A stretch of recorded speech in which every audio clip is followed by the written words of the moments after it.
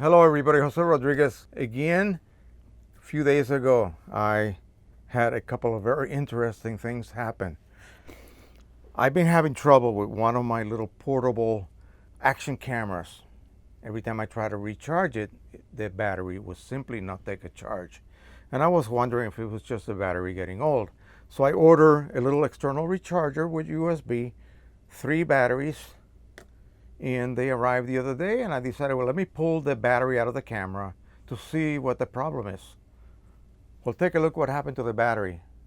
It had literally overheated inside and expanded. It literally grew to the point where I could not remove it very easily from the camera.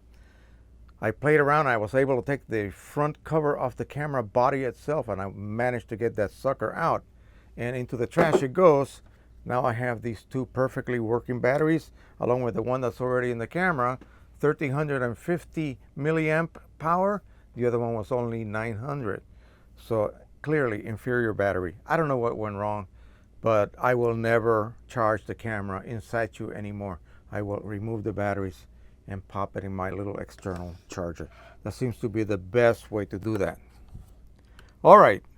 I was printing this wonderful image that I downloaded from the United States Library of Congress, and I will show you that in a separate video. We'll talk a little bit about that and about the possibilities that you can have by accessing their library of images. And these are original, and they are free for you to download and use as you wish. All right, I printed the image, came out wonderful. And all of a sudden, my Pro-1 started flashing lights. The 10 flashing light sequence, which means the B200 error. Oh Lord, I was freaking out. And I thought, man, if you recall the original setup video that I did for the Pro-1, I had to cut away because I had a B200 error in front of me as I was recording. So I went ahead and called Canon. Of course, the printer had been purchased well over a year ago, from that date, and so they would not give me any kind of a satisfaction as far as a warranty. They're only 40 miles away from me, so I can actually take the printer to have a service if ever need be. But in this case, it was just going to cost me way too much money, especially since I only paid like $300 for the printer. So it was brand new on eBay, but it was already like a year and a half old. Anyway, so unlike any other times, I was not able to get rid of the B200. And I had that error crop up a couple of times during the life of the printer since I set it up. And so now that I remember, Precision Colors bought a Pro-1, and upon initiation, they also got a B200 error. So we don't know really what's going on. How can it be 2 printheads also producing that error on 2 separate printers purchased at 2 separate times? So we're thinking possibly it could be firmware related. I'm not sure at all. But at any rate, I could not get that error to go away. And so I opened up my spare printhead that I had bought. And this is the old printhead. The new printhead is installed in the printer, and everything is working perfectly. I am now running purge cycles, or so-called purge prints on QImage every 48 hours. So that is on schedule now, 10 o'clock every other evening. The Pro-1, the Pro-10, and the Pro-100 will print me one of those, and that will avoid all of that wasted ink done in these preempted cleaning cycles. So let me show you what you get when you buy a genuine printhead. So this is a genuine printhead. This is the real deal. You have 3 separate sections, each containing 4 color channels. So when you're running cleaning cycles, there's no need to run a global cleaning cycle. You can actually target one of the 3. Depending where that troublesome channel is located, you can just run that particular 4-channel section without having to waste ink from all of the other cartridges. Most other printers will not allow that luxury. Here is the contact point. On top, you have a handle for easy deploying into the printer. You have a cover. Underneath are a set of dampers, 12 of them. And in the front, you have a plate which has the inlet ports for all of the 12 ink lines. So keep that in mind. Let me show you what you get when you buy a printhead from eBay. It arrives, by the way, already open like this, just taped. This was purchased from China. I didn't want to return it. I'm using it now as an example of what not to do, you guys, okay? So I took a $99 loss to show you guys what not to do. This is what you receive. Well, it's missing half of the hardware, isn't it? As you can tell. I don't know whether this is even good or not. So it is missing the complete damper assembly, all of the ports that you see here, and of course the plate is gone as well.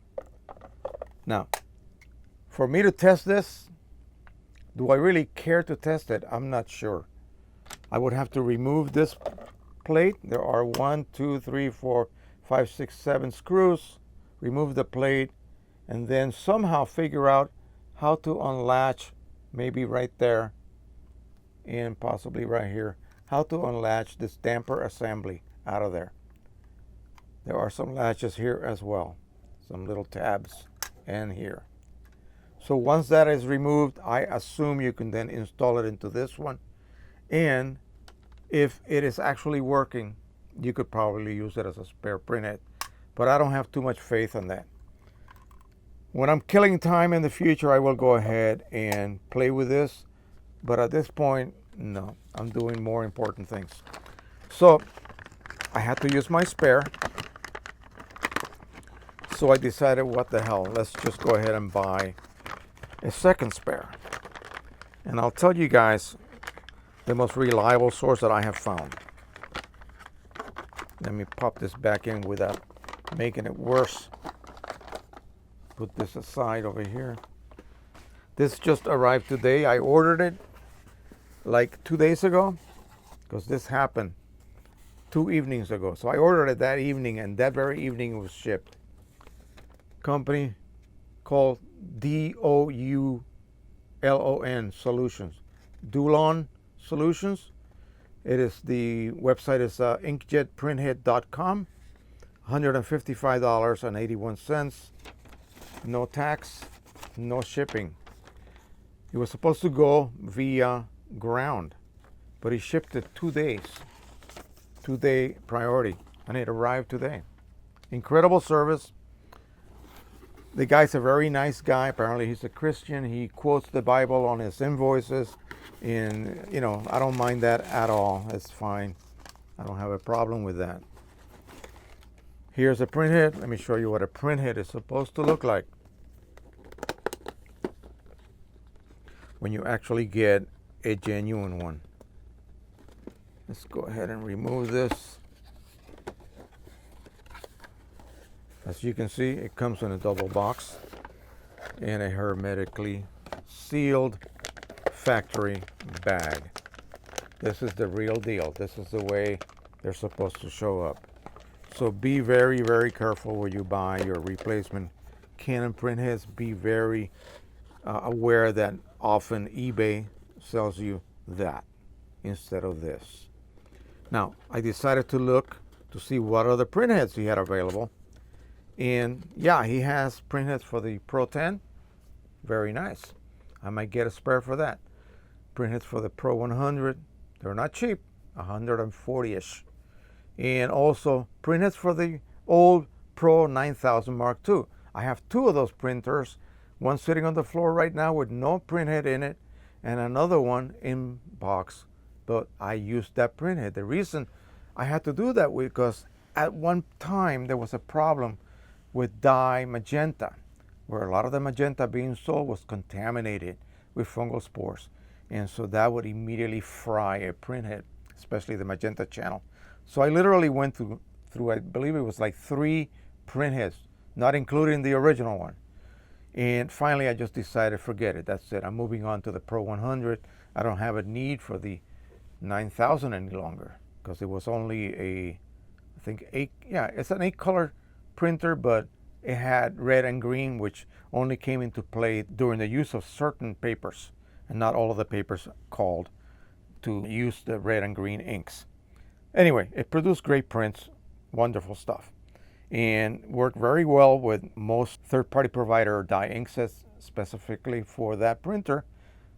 But then that batch got through to a couple of dealers, and a lot of people suffer problems.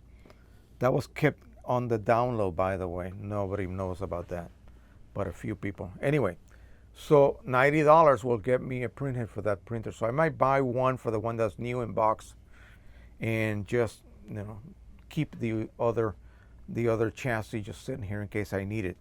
But that is it. Wonderful, wonderful. Beware where you get your printheads from, especially Canons, and be aware that, yeah, at one point you will need a printhead for your Canon. You will either fill up the waste ink pads, or you will burn out your printhead, or at least it'll develop an electronic failure and you'll have to replace it. Now, out of curiosity, before I leave you, I'll leave you with this little shocking bit of detail. I decided to check to see if they carry any Pro-1000 printheads, and they do. You might as well buy a brand new printer again, because the printhead sells for $1,299. That's what a new printer sells for.